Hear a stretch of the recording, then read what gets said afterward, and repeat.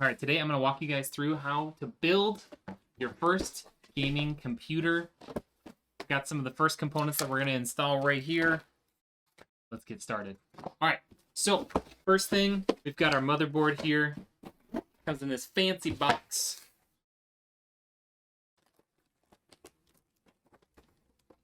All right, so I always like to start getting my motherboard out of the box, and we'll walk you through just kind of everything that comes with this motherboard. You know, they might vary a little bit depending on what you get. Get some stickers and whatnot. That's not really important. Get that out of here. So, quick installation guide.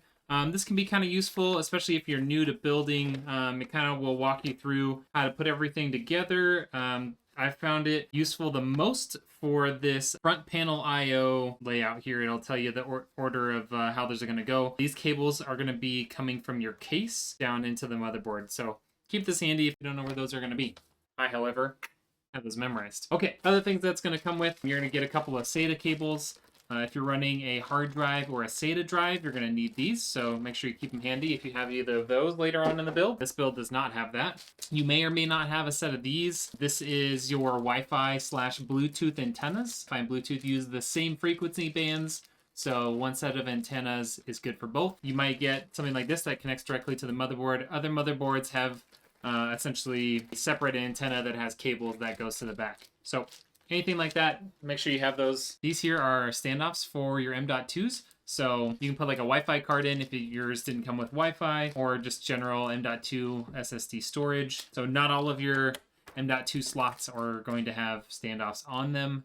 Make sure you keep these handy in case you want to add storage later. Lastly, that this thing comes with, a nice little, I believe it's 16 gigabyte flash drive. So if you have stuff you want to store, there you go. Really nice of MSI to include that.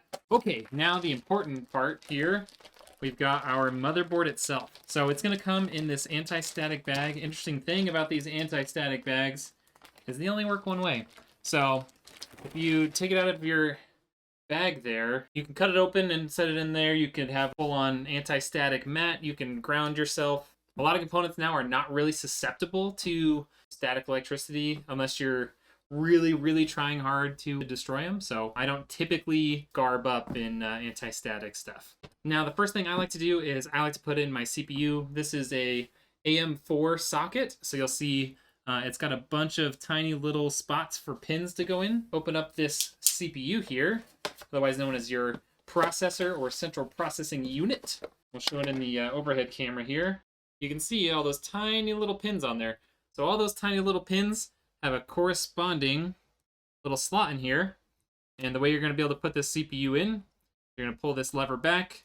What this does, when you close it, it kind of locks the CPU in place until you're able to get your CPU cooler on it. Now what you're going to do, and this is going to be different for each manufacturer, but what you're going to want to do here for this Ryzen AM4 is there's a tiny little triangle there in that corner. And then you'll see on the motherboard here, there's also a little triangle there. So in the camera view here in the top left, you might just be able to make out that there's a little triangle molded in. So we're going to line up the triangle on the CPU with the triangle on that, like this.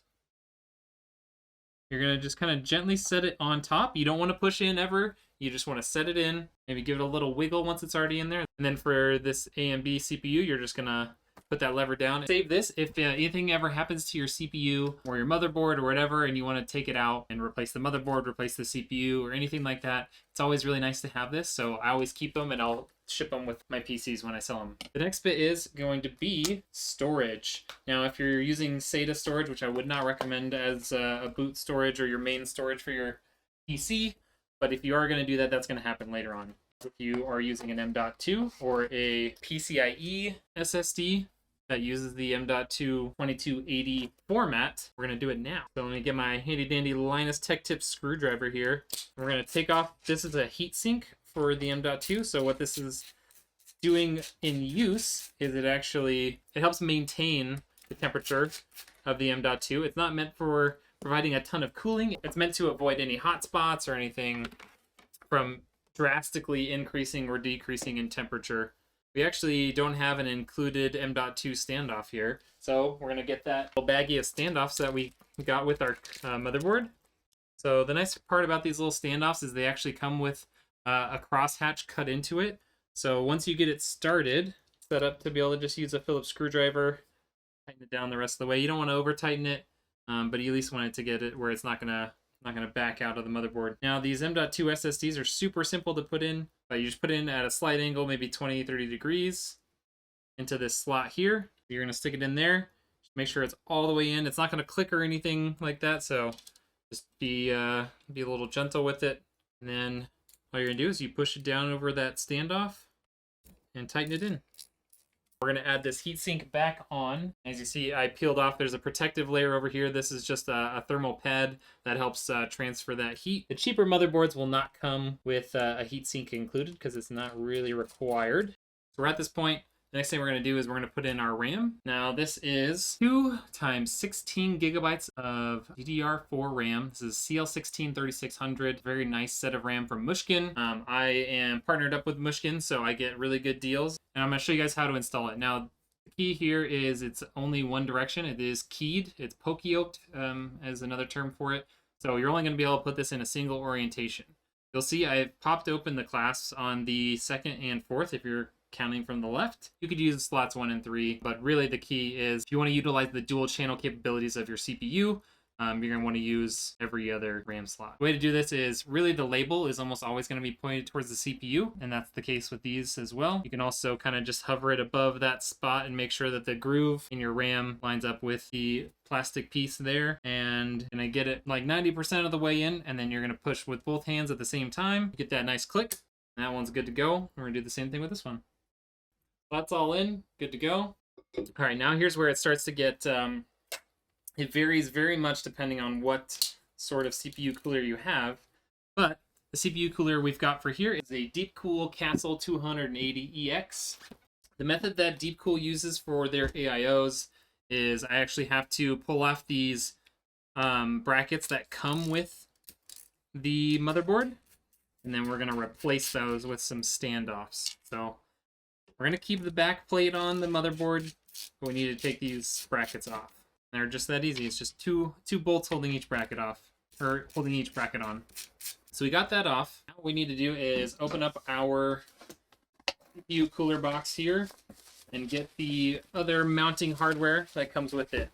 For now, we don't need the fans or the actual cooler itself right now. We are just looking for that mounting hardware. So for AMD AM4 stuff, we're going to need these 2 brackets to hold the CPU cooler on. And then we're going to need these 4 double-sided standoffs. Now, you're not going to be able to get this wrong because they actually have 2 different size threads. So you can only put it in a single direction. The thinner or smaller diameter thread is going to go towards the motherboard here. You're just going to tighten those all the way down. As tight as you can go with your fingers. It's not actually going to be contacting the motherboard in any way yet, so you don't have to worry about damaging anything. Alright, so while I had this stuff out, I grabbed the rest of the fasteners that we're going to need. We've got these 4 thumb screws for tightening down CPU cooler block over the top of the CPU, and then we've got these 4 tiny screws that hold these mounting brackets to that CPU cooler block. We're just going to set those aside for now because we don't need them yet, but we will need them eventually. All right, so the case we were working with today is the Be Quiet Pure Bass 500DX. You'll see here the actual back panel has some sound paneling here, so not only is it kind of really well designed from an airflow perspective, they take that Be Quiet part of their name pretty seriously. So we're going to take off that back panel. Take off all these screws holding the front panel on. And this front panel is just going to come right off like that. The last thing we got to do, and this is always the scariest part, especially on this case, is we got to pull this front panel off. It's scary, I told you. Now, before we touch anything in here, we're going to make sure we grab this out right here. This is going to have all of our fasteners for mounting stuff. And then we're going to get off this little front screen so that we're basically working with just a nice open case. The cool part about this setup we have here is we're actually going to be able to mount up our radiator to the top. So yeah, we're going to mount the radiator to the top of the case. So this case actually comes with 340 millimeter fans on it. We're going to take off this top one and we're going to put it up front. And then we're going to put the radiator up on top. So so we got this case fan out, and we're going to have to adjust this other case fan so that we can fit both of them in spots on this case where they'll actually be useful. You don't want a fan all the way here at the bottom if you can avoid it. That's not going to really do you any good for all of your components. Slide that guy up, and this guy will be able to fit right here, like that. So slide this one up, and we'll tighten it back down. Okay, so I'm going to feed the port cable for this guy right through this open slot.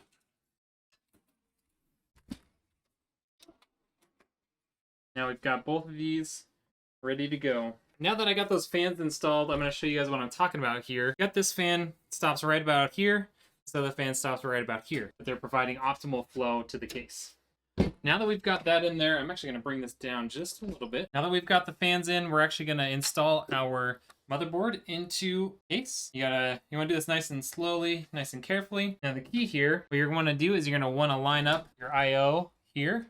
So you're going to want to get that up, your I/O shield up against the back of the case. You're going to want to look for this mount point right here. That's going to be your locator point on pretty much every case. This one doesn't even have a hole for a threading. It's just for locating your motherboard in the right orientation.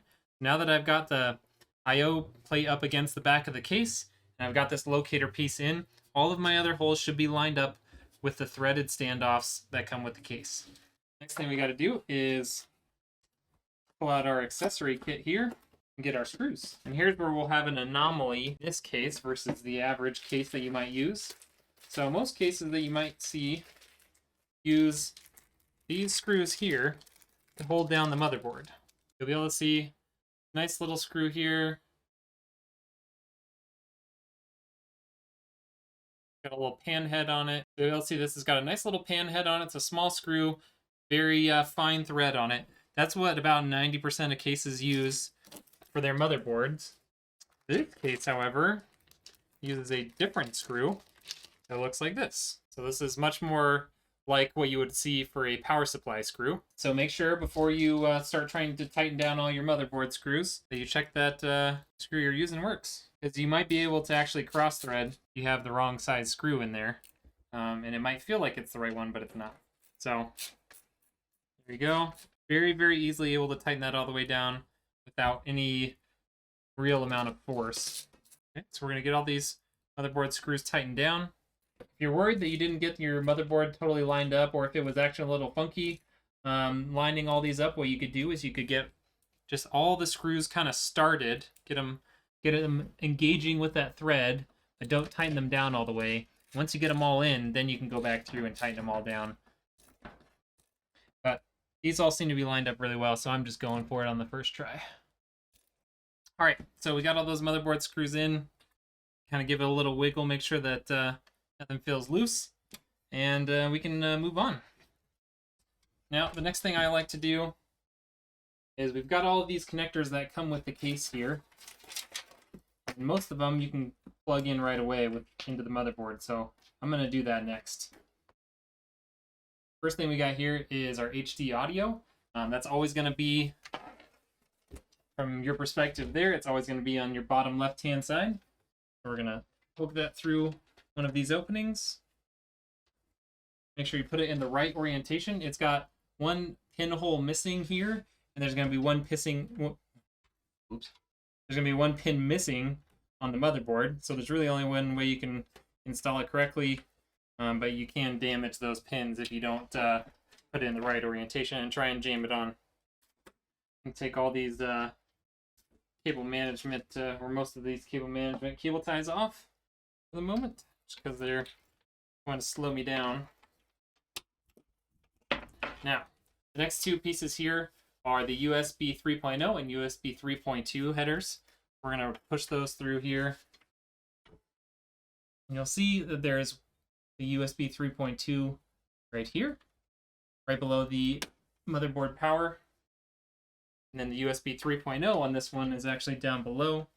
So we're going to put this in the right orientation. And this guy goes right here. You're going to have to be really careful with this one. The USB 3.0 header on motherboards is just not super high quality, I would say. It's just not well designed. So you just got to be a little careful with it. You don't want to break that header. Here we go. That one is now plugged in as well.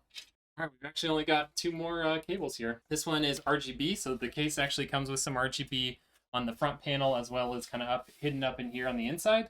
So we're going to plug this in so that we can control that with the motherboard software. So we've got this is a 3-pin RGB, which means it's running on 5 volts. It's running on 5 volts. So you'll have to look for a corresponding 3-pin RGB header. Thankfully, we've got one right here on the bottom right of the case. Those cables are notoriously hard to get into the headers properly. So, if it takes a few tries, don't worry. I've been building cases for a long time. I've been building computers for a long time, and I still have trouble with it occasionally. Now, the last bit we're going to have are our front panel power LED, HDD LEDs, and reset switches. So this one only has, you'll see, we've got power switch, and we've got the LED plus and minus. So let's get those plugged in. There's a JFP1 header down here at the bottom right. And the power switch, as you will see in our quick installation guide, if you recall, I mentioned this. You'll see that this is the orientation that it'll be in your motherboard or in your case. You'll see power LED is here at the top left, and then you go plus, minus for power LED, and then you have your power switch or the next two on top. So that's where we're going to put these.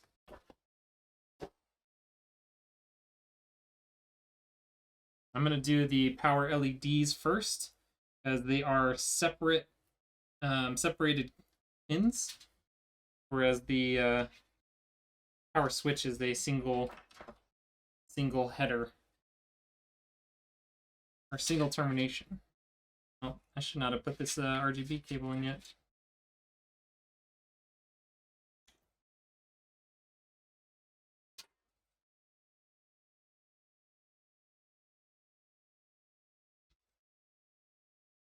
Let's do it this way. To make this easier for everyone.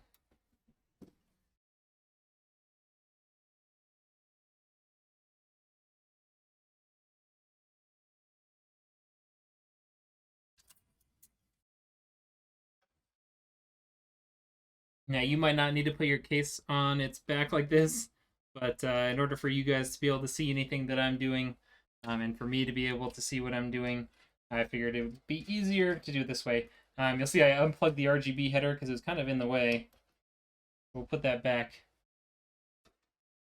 Then we're going to find those two cables on this back side, and we're just going to pull them through so that they look nice and clean on the front side.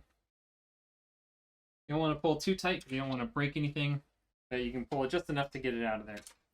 All right.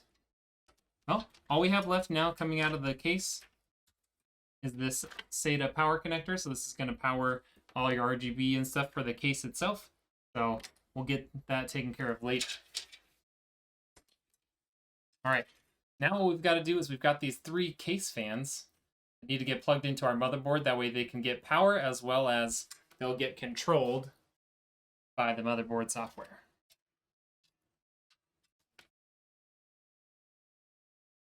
I like to use some heat generation for my hands here, get the cable a little bit straightened out. Makes it a lot easier to deal with. These are pretty reasonably length cables. So we'll be able to fit this one around here. So we could just fit this right down here. Length seems all right. I think we'll do that. And both of these on the front. I have to do something similar here. Twist ties off.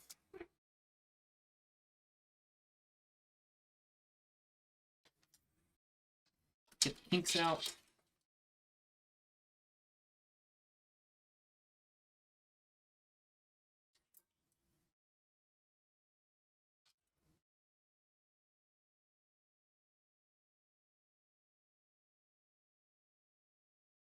All right, there we go. These are all going to be system fan or chassis fans, however you want to refer to them. We've got 2 system fan headers near the top here. Show you that. Got these two system fan headers here near the top.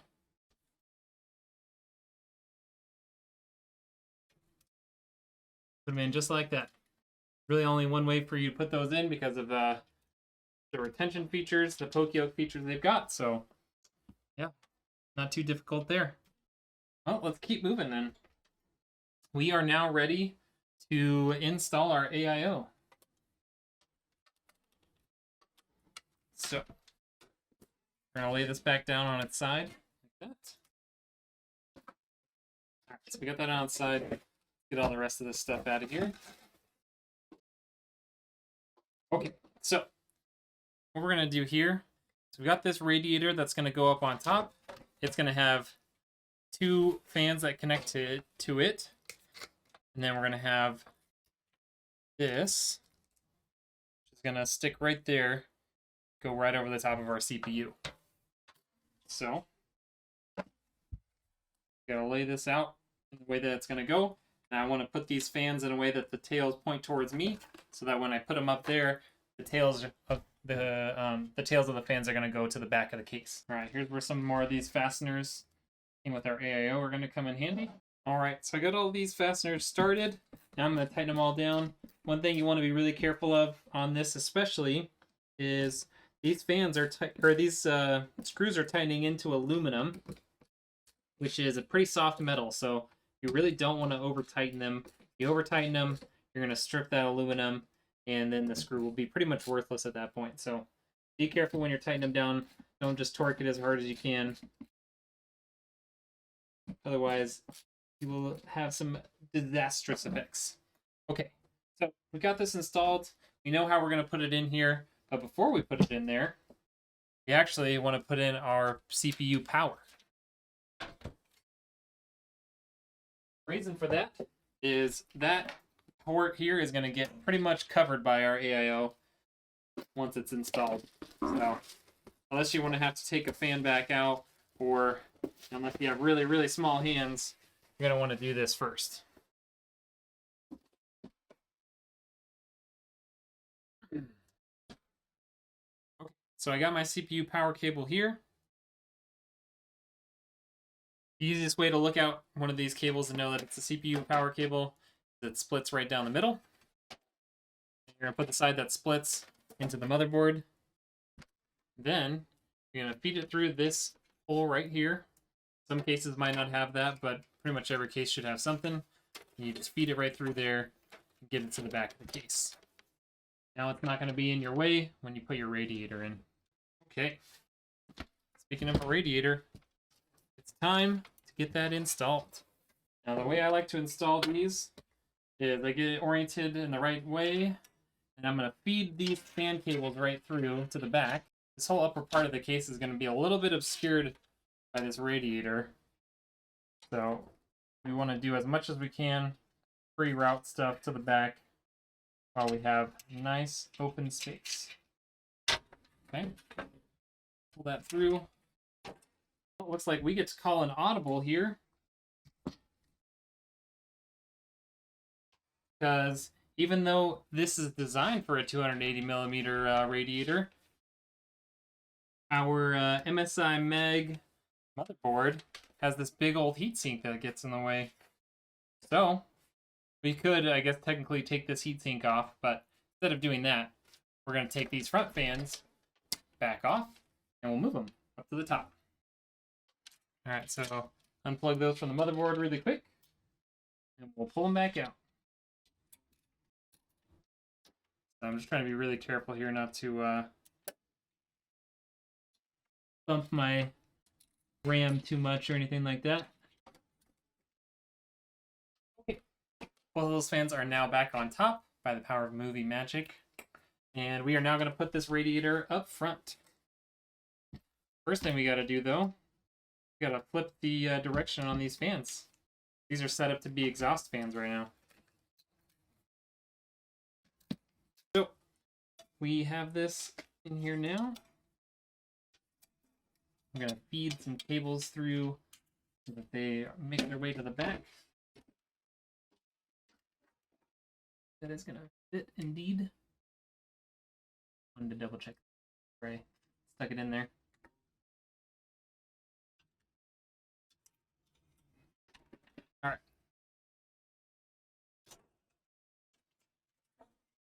I'm going to kind of pull those cables tight as I push this into place.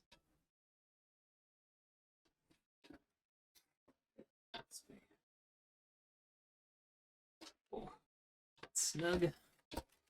There we go. Now it's not snug anymore. Okay. So, got that in there. Key thing here is we could have put this the other way with the tubes down, which would have been nice.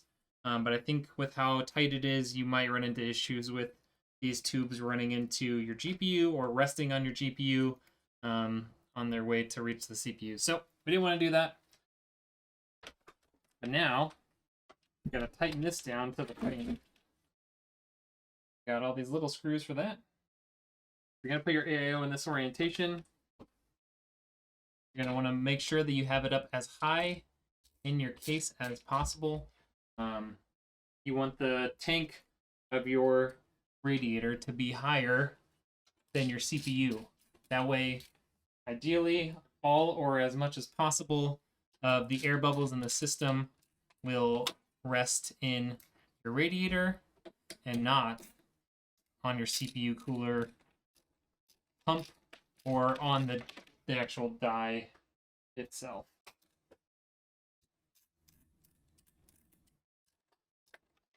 I'm going to face this towards me to get these. All right, so we got the radiator up front here. Give a little spin test, make sure nothing's contacting anything. Great. Now it's time to hook up our CPU cooler, the block. We've got these two brackets that we saved. These 4 tiny little screws. Those 4 tiny little screws there are going to hold these brackets. This guy. Now, because this is AMD, it's not a square mounting pattern that goes onto the motherboard. So you actually have to be cognizant of the orientation of your CPU cooler. And the main thing you want to keep in mind here, on top of making sure that the lines fit, is you want to make sure that these lines aren't coming in contact with any of your fans. You'll see here, if I put this up against the die, that's rubbing up against there. So, we're going to have to put this in a way that doesn't cause that. So the only way we're going to be able to make that clearance with this case is to actually drop that radiator down just ever so slightly.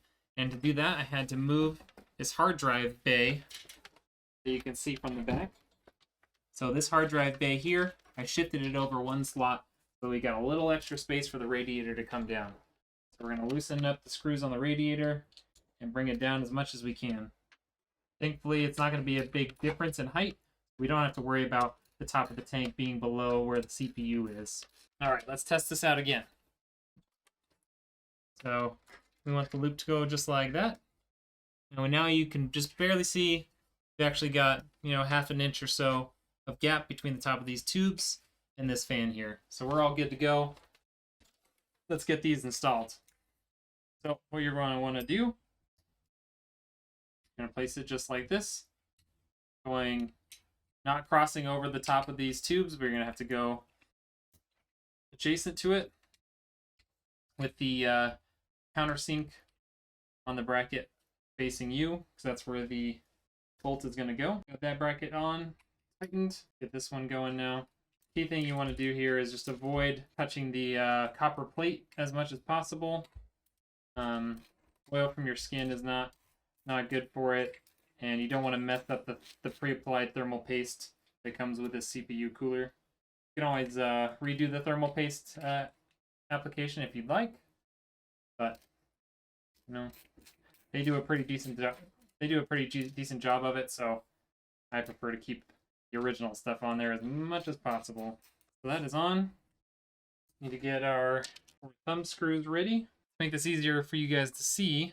So to make this easier for you guys to see, I'm gonna put it on its back in just like so. All right, that is on there. Now we're gonna want to get some of these, a couple of these thumb screws started. All right, so we got these 4 thumb screws started here. I'm going to get them all nice and tight. You need good contact pressure on your CPU in order for cooling to work properly, and you'll also get some errors in your CPU if you don't have enough contact pressure. So, got that in there. Let's undo these cables here. We're going to have one cable for RGB. We're going to have one cable for the pump. So this 3-pin here is for our pump. I'm going to run that up here. Got a header here that says pump fan. We're going to run this all the way around to that pump fan header. And this other one is going to go to RGB. This one is going to just get run towards the back of the case. At this point, we're going to have to lift the case up. All right, found that hole. This is going to go, it's going to need another adapter to get RGB data for it, but there it is. All right, so let's get our CPU cooler stuff all connected and ready to go. It requires this set of cables that came with our AIO. That's for RGB. And there's a 2 or 3 to 1 fan header. This is going to power and control our fans. So we're going to take this side, we're going to feed it through the back and run it to our CPU fan header, which is just up and to the left of our RAM. Now we've got that connected in. We're going to do the same thing with our RGB. Run through that same opening. We've got an RGB header right next to our fan header. You get to watch as I fight terrible header that I will complain about on every build from now until the end of time. There we go, got it. Connect our RGB cable in. There, so there's our RGB cable. And we're going to connect in cables for our 2 fans that connect to our CPU cooler. So we got our 2 CPU cooler fans connected in now. And really all we have left is to start connecting in power and do a bunch of cable management and get our GPU in. So I think the first thing I'm going to do is we can get a little bit of cable management out of the way right now. Then we can move on to the more fun stuff after that. So I try to use cable ties as much as possible. There's a couple of spots on the case where you just have to use a zip tie. And the CPU power cable is one of those. The reason why I say that is you want your CPU power cable tucked all the way back there so it doesn't get in the way of your back panel getting opened and closed. Okay, I'm going to do something similar here. These cables going across. Should only need 4 or 5 zip ties for this whole build. Actually missed that. Those up nice and tight and out of the way. Do a couple more on this CPU power cable on its way down to the power supply. All right, so we got a little bit of cable management started here. Do a little bit more. Keep it looking from being too crazy. I like to do little bits of cable management at a time. That way, when you get towards the end, it isn't quite so difficult. I'm going to take these EVGA cable ties that come with the power supply. Use those because they're nice and long. Especially right around this middle area.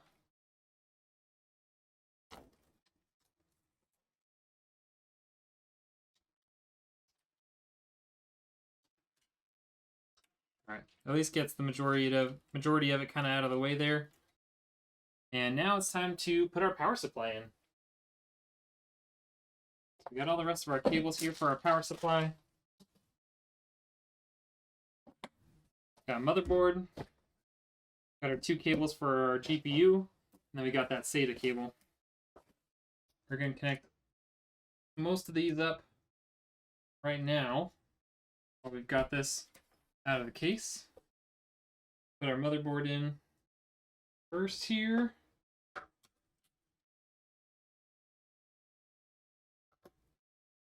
Get our two GPU or VGA cables in. Then we'll get our SATA cable in here. Okay, so we got all those in here. Now, this case is a little funky. We actually have to pull this little panel off the back of the case here. And we feed our power supply in through the rear of the case.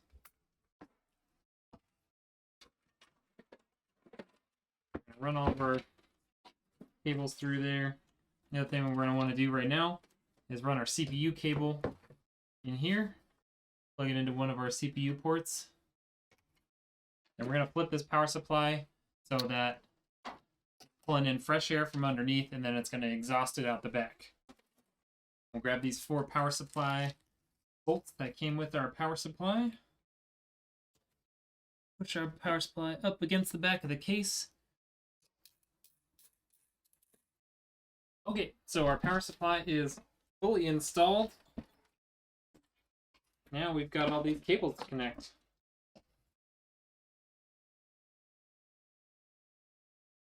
We can run our GPU cables through into the front. Just kind of get them out there. And we're going to run our motherboard power cable through. You're going to be able to put a nice tight bend on that and plug it right in and kind of just push back and forth on the top and the bottom until you hear a nice click, and it's all good to go. And on this back side, we've got this nice long SATA cable. You can plug it into any of them as long as you use the right orientation. And then eventually we're gonna kind of stick that back underneath the case there.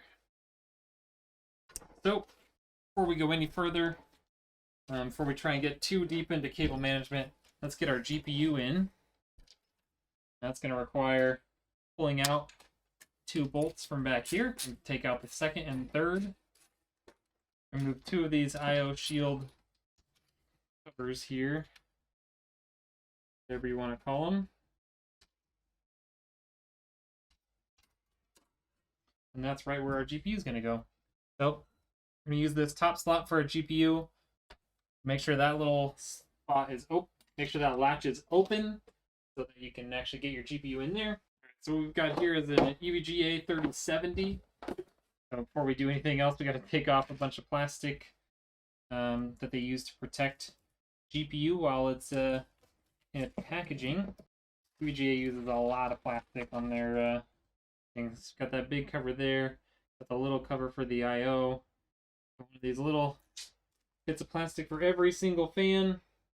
And then they have a nice big piece on the back plate. There you go. Now it's free. All that plastic. Take these covers off. Like that. Ready to go into our PC. So you're going to want to make sure, one, I'm going to put my cables up over the top of my GPU. I'm going to make sure I have the PCIe all lined up in that slot. Everything looks good on the side. You're going to push until this latch closes. Sometimes you'll hear clicks, sometimes you won't. You can kind of check the latch, see if it feels like it's closed all the way. If it does, you're good to go. And then you're going to want to tighten these bolts back down.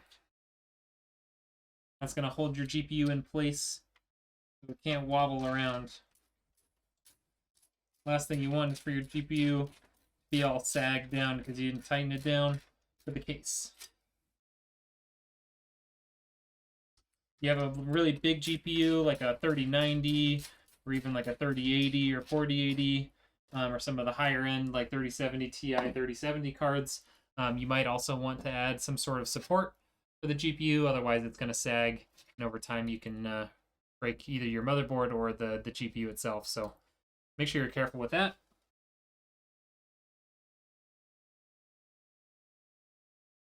And we're going to connect these in.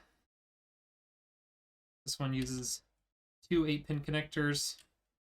And I'm only using one hand right now so you guys can see it, but I'm, in addition to pushing it on with one part of my hand, I'm also holding it in place with the other part of my hand so that I'm not putting a bunch of stress there.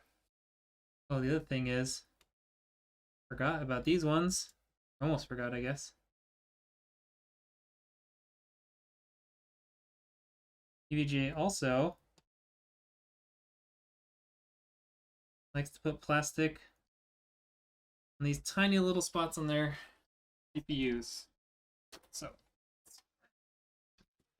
get somewhere more manageable.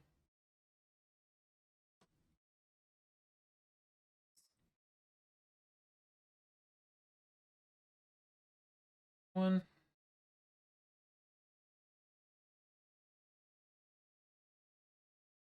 And there's going to be one on here. There we go. Now we got all the plastic off. I forgot about those little ones. They don't have that on every model, so sometimes I forget. Okay, so we got that all tightened up. Everything's plugged in. We're going to be able to do here on the back side. Now pull these cables reasonably tight just so there's no extra cable inside of the front of the case, so it looks nice and clean. And we're going to start tightening all this stuff down. Oops. Lost my grip.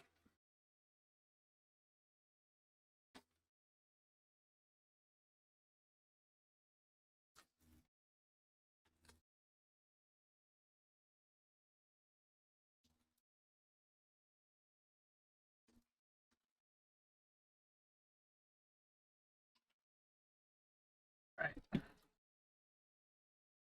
Now the last bit, cable management part, kind of up to you how much you're willing to do or how good of a job you care about. But for me, I'm going to stick this SATA back kind of just under there. Doesn't need to be too tight because it's, you know, there's always the potential that somebody's going to want to add more storage to their PC, so you don't want to make it so inaccessible that nobody's ever going to be able to do that. But all right. Now, with the help of a couple of zip ties and or cable ties, got this all nice and cleaned up back here. Now I'm just going to go through and clip all those zip ties off. My nice little clippers here. There's no sharp edges. Now we got a nice clean managed cables in the back. All right, we're ready to fire it up. Let's put at least the front panel back on so it looks nice. Got the front panel on, so that looks really nice. I can put any more panels on because it's bad luck. So let's just fire her up. See how it goes. Right, flip that switch on the back, and away it goes. Not too shabby, huh? Well, that's really all there is to assembling a PC. Like you saw, there's, you know, potential pitfalls here and there. There's sometimes adjustments that have to be made. But other than that, it's kind of like adult Legos. So join me on my next video. We're going to put out how to put all the software and everything on your PC. So once you get past this point, then the real fun begins. See you next time, and don't forget to follow on Facebook, subscribe on YouTube, or anywhere else you happen to see this video. Make sure you're following. All right, thanks.